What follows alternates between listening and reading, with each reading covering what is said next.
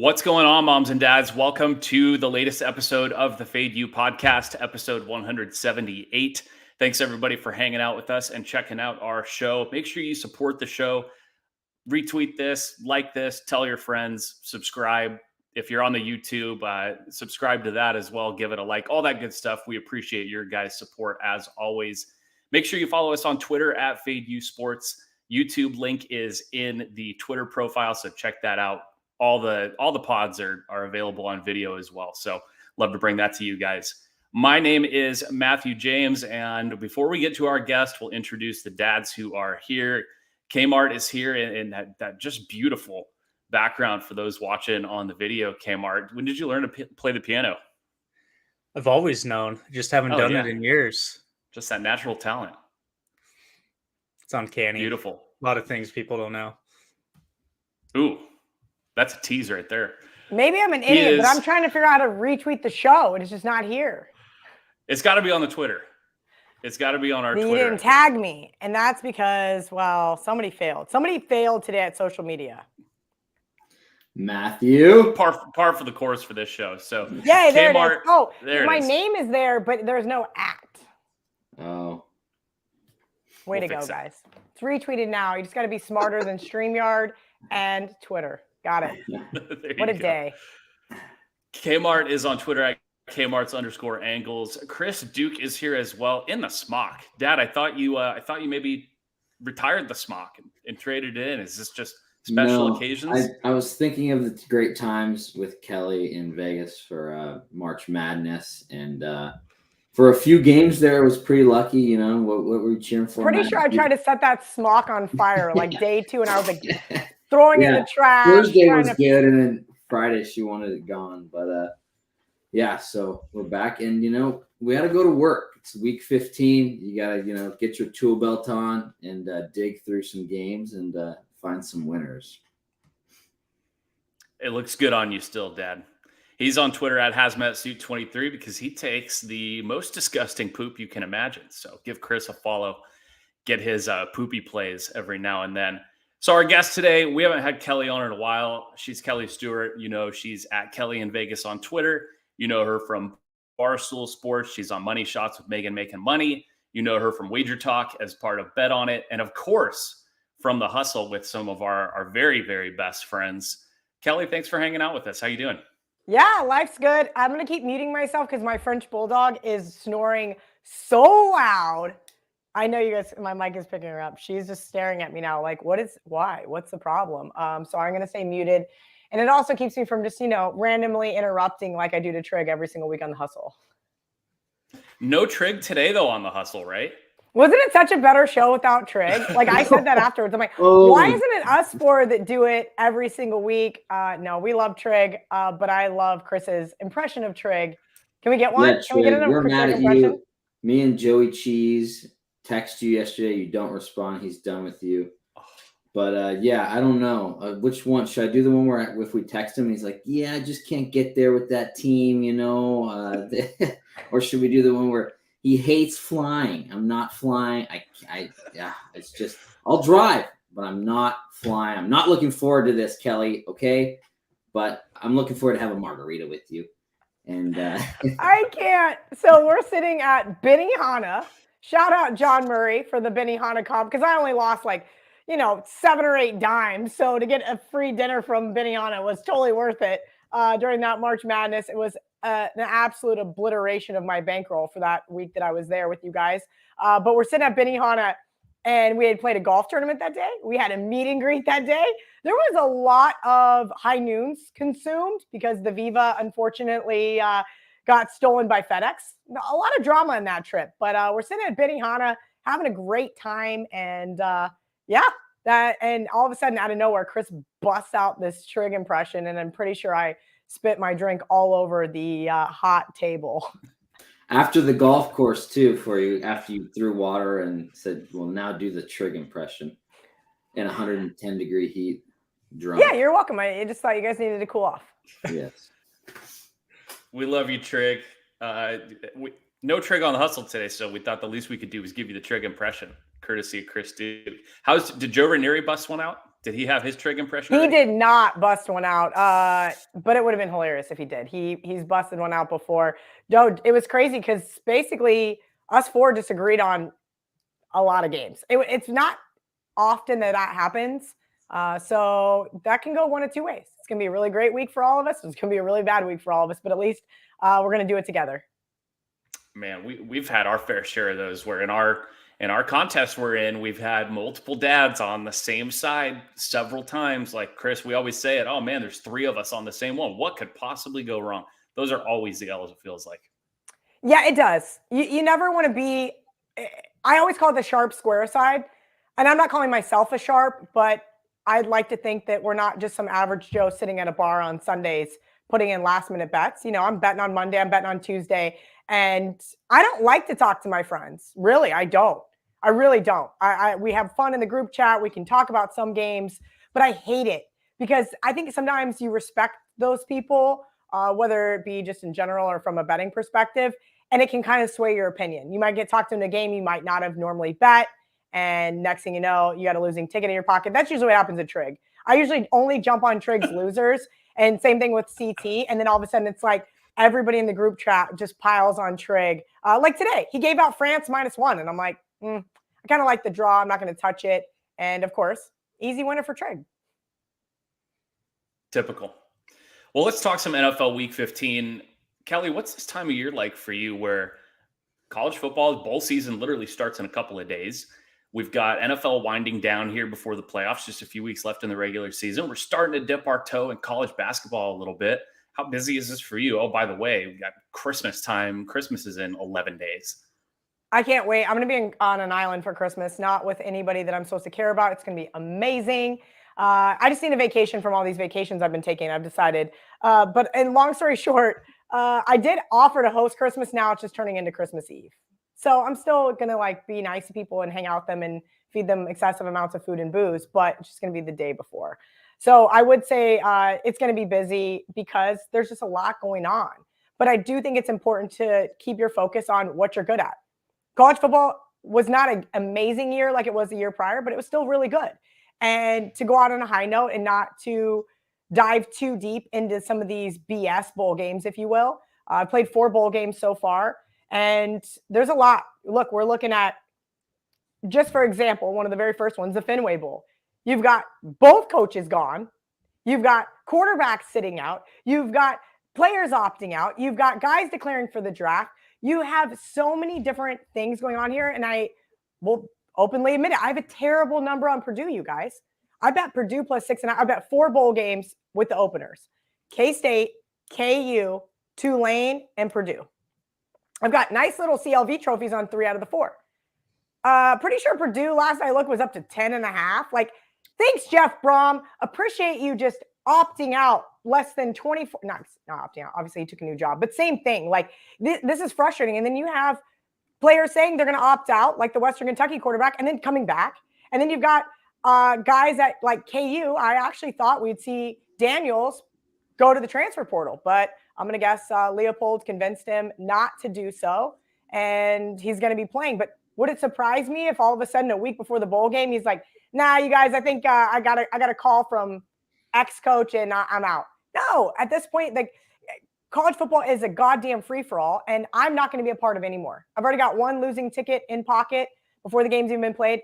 I am going to do the opposite of what I do during the regular season, and I'm going to wait. Because instead of getting the best of this number that I didn't obviously get with Purdue, I'd rather have the best of the information. Because until you know who's playing, who's not playing, who's opting out, who's coaching, who's not coaching, it's really hard to actually handicap. We're talking about coaches who now all of a sudden are missing key offensive coordinators. Guys that have been calling the plays all year long are all of a sudden not going to be coaching in the bowl game because they got a better job. How do you quantify that? I don't believe that you can. You can put it in your notes and you can say, okay, yeah, maybe the quarterback coach who's now filling in and is going to call the plays is, well, he's been with this said head coach for 5 years, so I'm not going to call this a drop-off. All right. There's a lot. So college football is now on the back burner. College basketball, full steam ahead. NFL, there's going to be a lot to be made of motivation, playoffs, must-win games. We're going to hear about, whether the cream really rises to the top. But you still have those divisional underdogs that still hate their opponent that have a chance to play spoiler. And so I'm really sifting through NFL. I'm going to be even more limited than I have been. I'm still going to play those divisional unders. But as far as I'm concerned, basketball season's here. Make your free throws. That is, of course, unless I have the under. Then please don't make your free throw. Just miss as many as possible. We love clanks. Speaking of college football, our college football preview, we're going to record tomorrow with Joey Cheese. Cheese will be back with Chris, with Kmart, and with the Bucket Boys. So that'll be tomorrow at 4:30 Pacific. So look out for that. But let's talk some NFL. You mentioned division games, a few of them this week. Is that kind of your first look, Kelly, or do you have a game? I mean, no buys this week. We've got the full slate of teams with only 4 weeks left in the regular season. Give us one that you are really looking at this weekend. So I've been tweeting this for basically, I think, since like week 5 or week maybe 4. Ralph Michaels, that does bet on it with me, was like, hey, you need to be keeping an eye on, certain trends, right? And some of those have fizzled out and we've seen some regression, but the one that hasn't fizzled out is those divisional unders. We saw some regression last week. They went 3-4, which was not great, but they didn't go 0-7. So we're back on them. There's 5 this week. They are still 60.3% against the spread on the season, starting with Thursday Night Football. So I have all 5 of those. Yes, I blindly play them. Yes, I play them on Mondays. And most of them are already at least a half point worse than I played them at. Notice these just unders in the NFL this year have been hitting at almost 58.5%.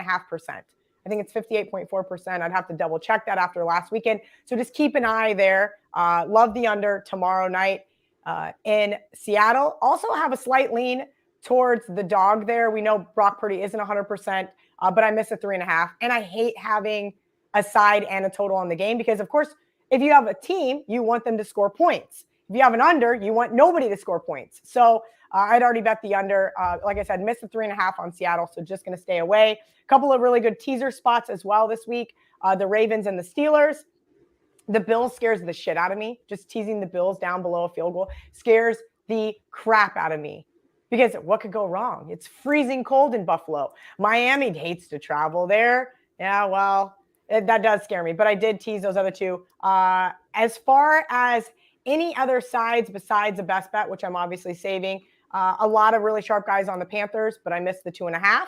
So I am kind of just in this weird spot. And then I do like the Jags. Jags down from the opener of 6. We're not even seeing 4s pop up on the odd screens. So if you like the Jags, you better bet them now. I think this is a really interesting spot. And at first when I looked, I was like, ooh, this is kind of a sell high on the Jags after them beating the Titans last week. But this is really just a get right game. 2 weeks in a row. Jags back at home. They can pull off a win. Cowboys just a little overrated. I know Joe Ranieri just gave out the over on Bet on It today. That is his best bet, but you should still go watch the show. Outside of that, I'm a little apprehensive about this week. There is not a lot for me to love. Let's talk Jags really quick because I want to ask you, do you put much into look-ahead spots? The Cowboys go to the Jacksonville. We talked about this on our recap show on Sunday night. Dallas is going on this trip to Jacksonville. And then, of course, next week, they've got their game of the year hosting Philly. Kind of a similar situation for Philly where they've got to go play shitty Chicago on the road. And then they're going to Dallas next week. Do you put much stock into like game before huge game, especially against a bad team? Absolutely. There's so many great situational spots. Now, some are better in college than they are in the NFL. To say that professional athletes get caught looking ahead is maybe a farce, but they do. We saw it last week. I played the Panthers, and I was like, Marco, this is your sandwich game? Well, guess what a sandwich game is this week? The freaking Bears. You think I would have bet against the Eagles after what I just saw in person on Sunday? Let me tell you, I walked outside of the suite for about 2 minutes. Eagles scored a touchdown. I walked inside. I walked right back out. They scored again. I go, I'm not going to stand out here and freeze. I'm going to sit in here and eat sushi and drink high noons and watch Red Zone about all the other games I actually care about because fuck this game. It was that bad. The Eagles throttled them. Do you think anybody wants to step in front of the Eagles right now? Not it. I don't think I'm going to be able to get to the window on the Bears. They are disgusting. Yeah, I know you are. Go ahead. No, Matt, did that go into your handicapping last week? Because you were on the Panthers last week, and you loved that fade spot when the team's about to be on Thursday Night Football division. That you were all over that, and that was a very sharp play. And yeah, I mean, obviously, like Kelly said, I leaned Seahawks 2 tomorrow night. I'm questioning if I'm going to put it in. Obviously, we have to submit for the contest all 5 of them. Like she said, that hook is gone. The contest made it 3. So just do you want to sack up and submit, 3 days before? But I think they have Walker back, right? So maybe, Kenneth can run the ball a little bit better than they did against the Panthers. So we'll see. You would think something like situationally, and this is obviously, week 15. So if you didn't get this information earlier, I'm sorry, but I did used to own a proxy service in Vegas, and people would always ask me, like, what are your thoughts on Thursday? I'm like, you better love Thursday. And especially like some of the weird years, like the COVID year, or when we would hear of quarterbacks like in week 17 not playing, things like that, it completely floods the market, right? And so you've got to be really careful that you don't put your play in on, Thursday at 2:00, and then something completely detrimental happens Friday. So I always tell people, if you want to play the Thursday night game, you better love it. And as far as the contest goes, because you're really cutting yourself out of at least 36 hours of information. Yeah, we haven't done too many this year. I know Kmart's maybe done 1 or 2. My partner and I did 1. The Panthers at home dogs against the Falcons. That was a good result for us. So yeah, you have to really love it. I do really like this spot. I do, just because. Hazmat, right? Yeah, I think I'm gonna do it. But Matt, yeah, are you? I think I kind of want to do the Bears too. Oof, the Bears is right up your alley. I don't know if I have the stomach for it. I think I have to. We're on the Bears. 14. Do you like it, Kmart? Bears? Yeah, I have it down, and so does Neil. Pretty much for what you were just discussing, look ahead spot. Eagles have been looking so good. Kelly said it, who wants to get in front of them. Bears off a bye. It all comes down to how is Fields' shoulder.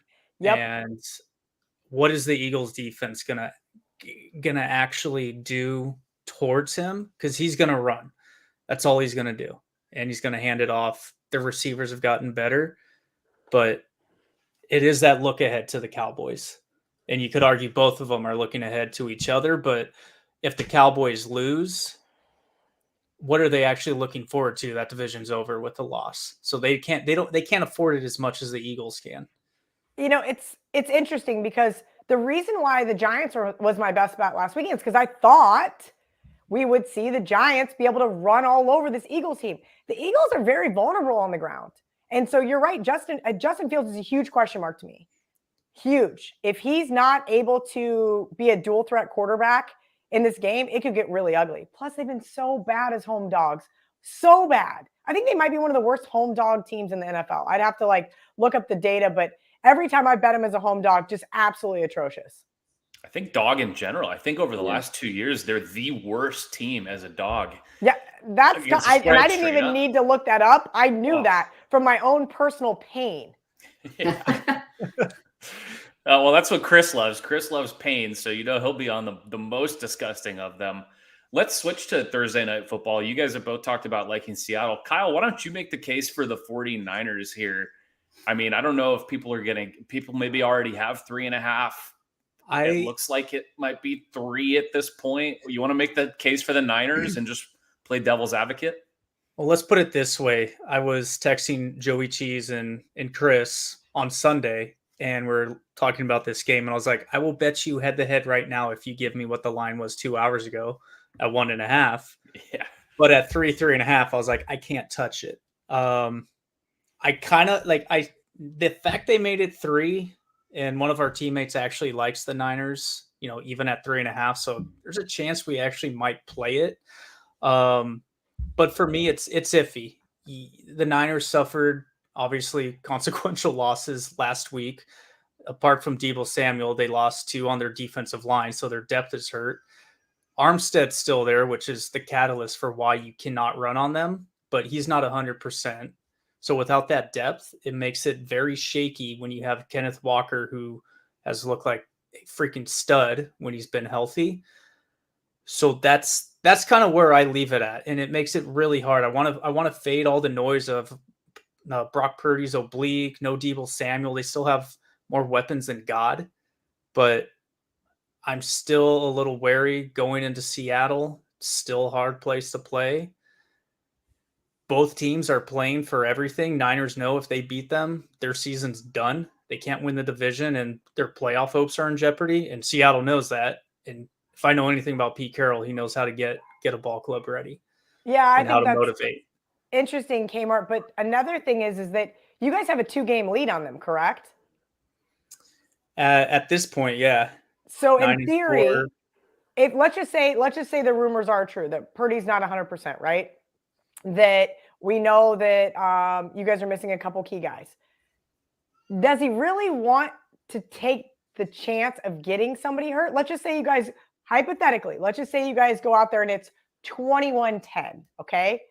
And, Shanahan is not and you can correct me if I'm wrong, but at least from my personal opinion, he's not the nail in the coffin guy. He doesn't keep his foot on the gas. And that's where that backdoor, even at 17-10, if it ends up 17-14, I cash my under. I don't care what happens. Right. I mean, I said the same thing last week. They go up 28-0 and then second half score 7 points. I want to see them put their foot on someone's throat. But not very many teams do that. No, not at all. And yeah, I mean, that's definitely a possibility. I mean, especially with teams going for 2 nowadays. And that's not the reason I won't play it, but it's just I feel like there's motivation there, but it's really the defensive line injuries that kind of keeps me away from it, just because they become so thin. And I love Armstead, and it's so hard to run with him there, but I don't think he's playing 100% of their defensive snaps.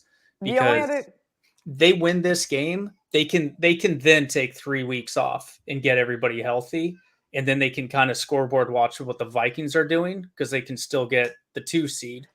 But apart from that, it's kind of a stay away from me. Well, the Vikings are regressing like a lot, obviously. And listen, the dorks on Twitter have been saying that for weeks. But something I also like to look at, and as far as my handicap goes, is the look ahead lines. So like pretty much our good friend John Murray's done it for years, right? But now all of a sudden we're starting to see a lot of other books. Either they might not do every game, but they at least have games of the year, right? Up on the board in like July. But this was interesting. I just looked. San Fran was a 4.5-point favorite at Seattle. Let me double check that.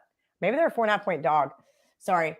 They were a 4.5-point favorite at Seattle to start the year. So let's see what the difference is, right? The main difference is, well, Seattle's a lot better than we thought they were.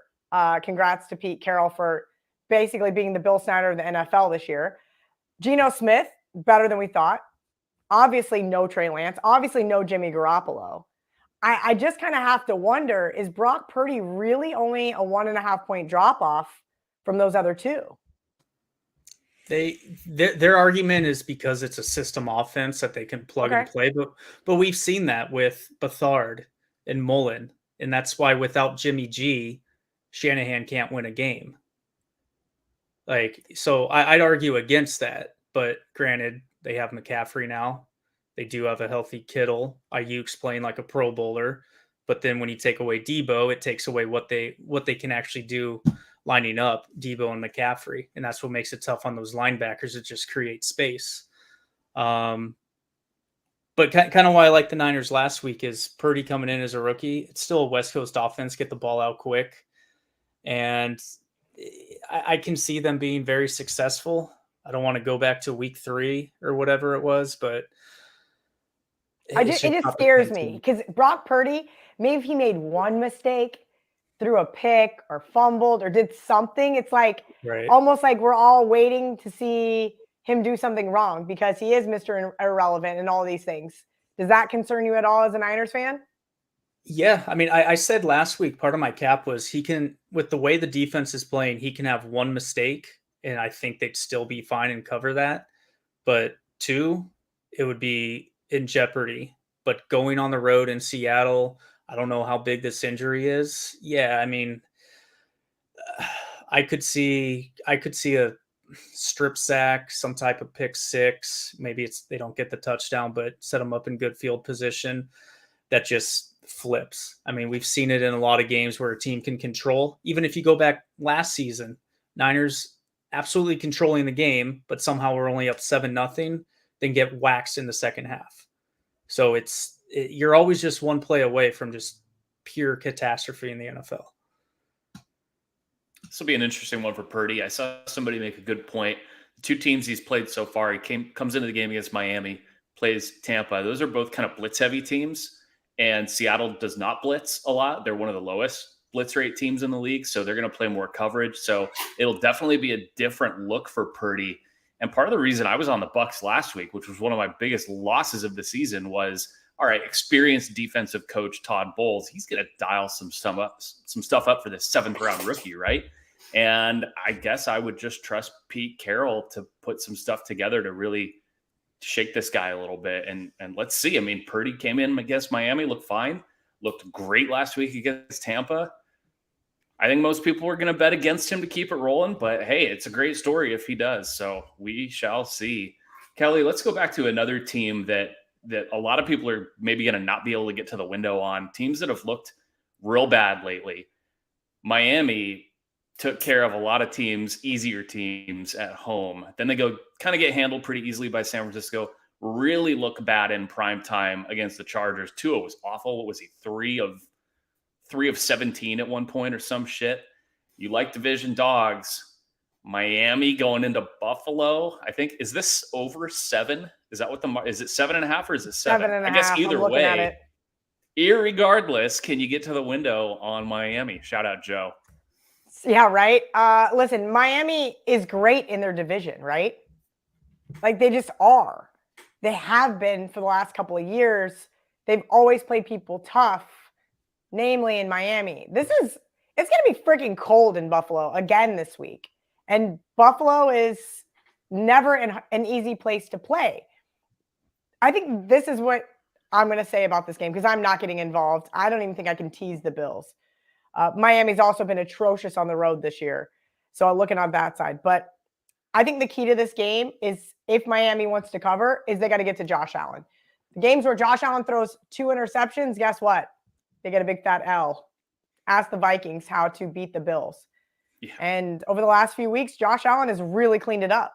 Since that Vikings loss, he's been a lot better. I mean, I don't know if he's still leading the league in interceptions or not. He was just a few short weeks ago. There may be somebody coming Matt up Ryan on his scale. Showed back up.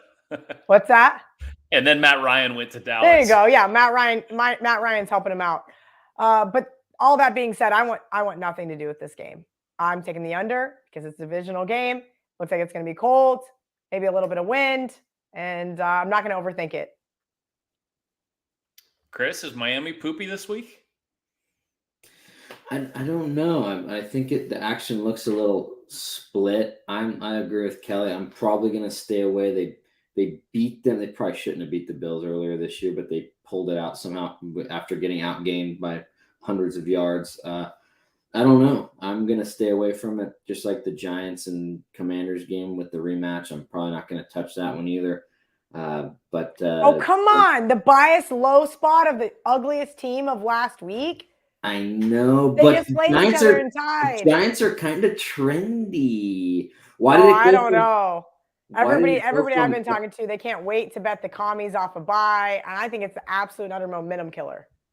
Yeah, I see both sides of it. I lean road division dog, which is obviously Miami and New York. They've been extremely profitable this year. The most profitable bet actually is division road 100%. dogs.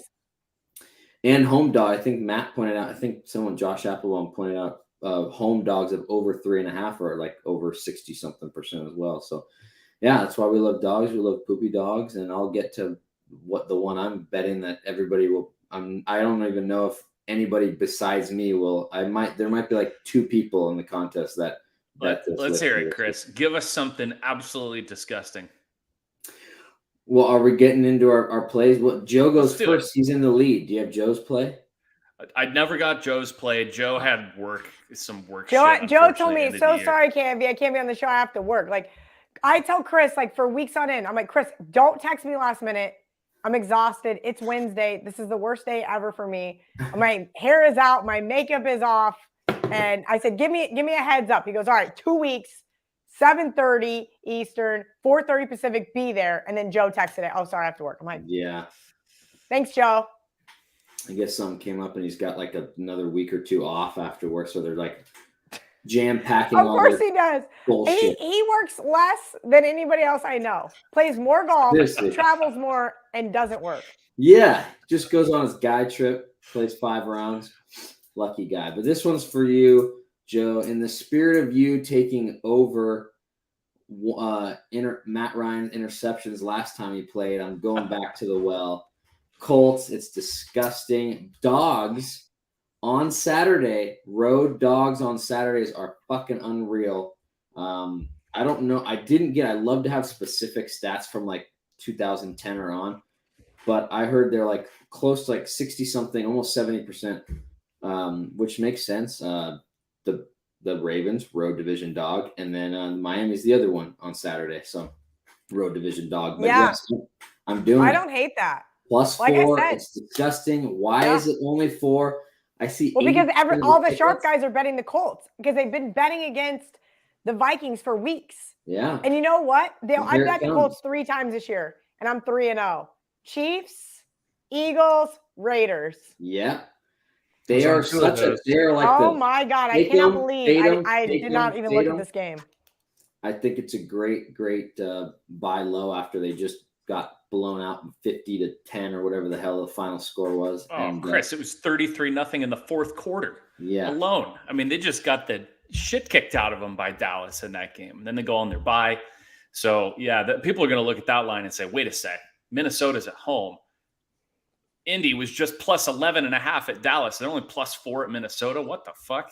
So that is a really, really baity line, I think. Yeah, Minnesota's defense is going to have to step up if they're gonna beat the Colts by a significant margin. Good news is it's early. Kirk Cousins thrives in early games. That's a little scary.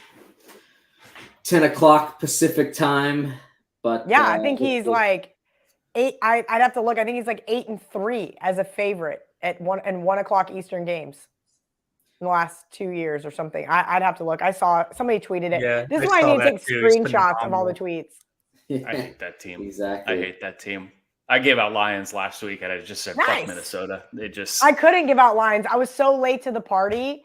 Well, we talked about that on our show that if you think it's the right side, is it still worth taking at a little bit of a worse number? And I guess it's very situational. People that took Lions at minus 2.5 still won. So, but you don't want to do that routinely, I guess. Yeah, well, I had the Vikings in a teaser and can't believe how I lost that one. That was gross. Game was sitting on 8. Just end it. Just end. This is the year I actually retired. I stopped doing teasers after like week 3. I said, I'm done. I'm retired. Like I don't do it anymore. I don't blame you. And after the chart that Ralph just tweeted out, I might be done doing teasers. Arizona, thanks for showing up in the second half on Monday night, you losers. I texted the group with Joey Cheese before that game. I said, hey, tell me how a Cards teaser tonight with, I think, Ravens next week loses. Yep, I had Ravens. And then I watched the game, and I'm like, that's why I don't do it. Yeah. Yep. And by the way, they were to close out 3 other legs from Sunday. So I had, listen, sometimes you get overserved. And the sports book overserved me on the teasers, okay? You got mushed by our new mush. Oh my God! Oh, we have a new mush. Yeah, remember I sent you his teasers, and you're like, "Tell me those aren't yours." Oh, you did send me that screenshot. I was like, "What are you betting?" He teased the cards up, so 10 point. Didn't you lose like $4,000 last week? 3, I think 3 or something. Yeah, 3 or 4. Teasing through 0 and teasing. He teased Miami to +3 on Sunday night against the Chargers. I saw that. Yeah. That's bad. Kmart, let's throw it over to you. Chris gave out Colts as kind of his favorite play. Do you have a favorite as you guys are looking at this week's slate? Yeah, I'm once again on one of those New York football teams. So I'm going once again with the Jets, Jets. Contest made it a pick, which I like because Monday I bet them at a pick. And it's mainly defense. I feel everyone, after last week, Lions going in, beating the Vikings. To the average world, how the fuck did that happen? To us, it was expected. So now this week, they're going to come on them. Jets have been struggling. I don't know if there's a quarterback controversy. We had Mike White, who died twice on the field last week, gets resurrected, not once, but twice. He's expected to play, and somehow Flacco's backing him up, which is the funniest part of it all. But it's really the defense. I think they can do enough offensively, especially against the Lions, who have got better on defense, but still not great. But it comes down to the Jets defense. I think they're going to be able to shut them down. I mean, having Chark back has really lit up that offense, but the corners that they have, the linebackers, the pressure they can get, I believe they're going to get enough. Giving me this at a pick 'em, it's my best bet by a long shot. Unless I get another push, I get no points like the Giants 2 weeks ago. No points. No, that's right. One contest you get a half a point, and the other contest you get no points. Yeah. Ugh. Yeah, that's scary. I don't want anything to do with it. Detroit's covered 6 straight. Jared Goff looks like the second coming of Joe Montana. But you're right. The Jets' pass defense should be able to give him some problems. But I will not be getting involved in the Jets. Let me tell you what happened the last time I bet the Jets. The only time in the last 2 years that I bet the Jets. Fumble 6. Thank you, guys. Bye. See you later. I'm still pissed about 2 weeks ago, but somehow I still keep coming back to them. Yeah, no. Yeah. No, they kicked the field goal for Jets backers last week. Exactly. Oh, there you go. They sucked me out last week, finally. Yeah, that's a crazy one with that cover streak for Detroit. I just love Detroit. I love how Detroit plays. How can you not? I love Dan Campbell. It's America's team right now. Yeah. Everybody would love to see the Lions in the playoffs. I'd rather have the Lions in the playoffs than I have the Vikings Washington. in the NFC North. I do not want to see the Lions in the playoff. I have that ticket too. Yeah, Vikings are cruising. That one's fine. Kelly, how about your best bet? Yeah, I'm disgusting. It's not as disgusting as the Colts or the Jets, but it's like right there. I was actually waiting for Chris to say this was going to be his best bet. I'm going to take the team that's dropped 3 straight. Of course I am. In a buy low spot, if you will, right? It's okay. You going with the We Are the Titans, the Mighty Mighty Titans? I am going with the Titans. And Mike Vrabel, who plays better on the road than he does at home. This is actually not even a play on the Titans. This is a play against the Chargers. And I've been wanting to play against the Chargers several times this year. And it sounds really bad. And Kmart can attest to this. Kmart asked me to join his fantasy team 2 years ago. I didn't like the app. There wasn't enough action. I forgot to set my lineup. Listen, I just need there to be a reason for me to care more about fantasy than my bets. And there's just never been a reason. Well, Johnny Detroit this year in our fantasy league just doubled the stakes. So I'm in a $10,000 fantasy league, and it is nerve-wracking with thousands of dollars in bets, side bets every single week. I'm like such a little fish with all these sharks. And I have Justin Herbert on my fantasy team. And so typically I never really cared about betting against. And when you need Justin Herbert to score 30 points, the last thing you want to do is be cheering for the other side. Well, the good news is I made the playoffs, and we have a bye this week. So good reason to bet against Justin Herbert here in a buy low spot on the Titans. I am concerned that Justin Herbert's still going to have a good game against this Titans defense because they have no pass rush. They have no passing defense. They're giving up almost 300 yards a game in the air. But Herbert's kind of been on this weird little roller coaster lately. And I'm playing against the LA defense here. They're terrible. They cannot stop the run. Derrick Henry also on that same roller coaster. You see moments of his glimpses of his former self and then nothing. And if he has a big game, Titans are going to win this one. And as I mentioned, they're much better on the road. They've covered 5 of their last 6 on the road. We'll see. Justin Herbert, please don't make me hate myself. Thank you. I love it. I feel like everybody was expecting the Titans bounce back last week, right? Jags coming in. They own the Jags. They'll kill the Jags. Joe was on it in the contest in our group. I heard CT on it in the hustle for his best bet. So everybody got burned by Tennessee last week, expecting to bounce back. Now, like you said, they've lost 3 in a row going on the road. Chargers just look good against Miami in primetime. Love that even more. I like Titans a lot as well. Yeah, it's gross. I gave it out at 3 earlier on bet on it. Now it's 3 minus 120. You know what that means next? It's going to 2.5. If it goes to 2.5, I'll just be right back in there with those teasers. Yeah, you know where that sucker's going. Yeah, just bet money line. Yeah. And the Titans, they're great money line as dogs anyway. I mean, we talked about that's how the whole bad thing. It's like Vrabel doesn't just cover as a dog; he just wins outright, or he loses. Like there's no in between. This is, like I said, just a really buy low spot to play against the Chargers defense. Totally agree. All right, I think we're good. Kelly, thanks for doing this. We love you. Absolutely, love hanging out with you guys. Sweet. So good luck to everybody on their bets. Nobody's gonna take the Bucks with me. Oh, I'm on the man, Bucks. That's gross. That was the I second. mean, I guess you can injuries. talk me into it like in a contest, but I'm not playing it with my hard-earned dollars. Tom Brady hates his offensive line. And when I mean hates, like that's who he's breaking the Microsoft Surface tablet over. He is pissed at those guys. Yeah. Chris, you going back to the well on Houston as double-digit dogs? Oh, they were so good. That was the easiest no sweat in the contest last week. I loved it. And yeah, I'm for sure with Kelly. I love the Chargers are so awesome that you take them as a dog, fade them as a fave. Like it. I don't know. Like the Titans. Oh, Matt, I want to take the Texans, but I've seen historically, and maybe this was just last year when a lot of favorites covered and, the books took it on the chin. Now they're making it all back with all these dogs. When a 17-point dog hangs that closely and gives it their all and actually should have won if they punched that in, they should have beat outright. I just feel like, what if that was just their Super Bowl and now Chiefs come in? I could see 40-10 or 35-7. We had the same discussion.